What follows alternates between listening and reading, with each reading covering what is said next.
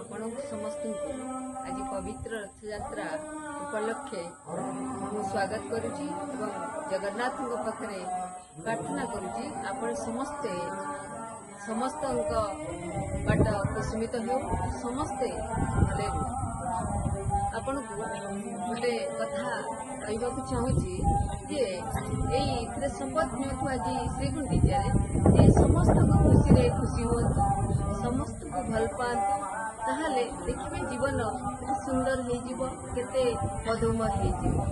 ଆଉ ଯଦି ଆପଣ ଉପର ଗଲା ଯେଉଁମାନେ ଉପରେ ଅଛନ୍ତି, ଉପର ଲେବୁଲରେ ଆପଣଙ୍କର ବା ଆପଣଙ୍କୁ ଟିକେ ଉଚ୍ଚରେ ଅଛନ୍ତି, ତାଙ୍କର ସକ୍ସେସରେ ଆପଣ ଖୁସି ହୁଅନ୍ତୁ ଏବଂ ଆପଣଙ୍କ ସମାନ ସମକକ୍ଷ ଲୋକଙ୍କ ସହିତ କମ୍ପିଟିସନ କରନ୍ତୁ ନାହିଁ ଏବଂ ତଳେ ଥିବା ଲୋକମାନଙ୍କୁ ଆପଣଙ୍କ ତଳେ ଥିବା ଲୋକମାନଙ୍କୁ ଆପଣ ଦୟା କରନ୍ତୁ, ଭଲ ପାଆନ୍ତୁ, ତାହେଲେ ଦେଖିବେ ଆପଣଙ୍କର ସକ୍ସେସ୍ ଛାଏଁ ଛାଏଁ ହେଇଯିବ।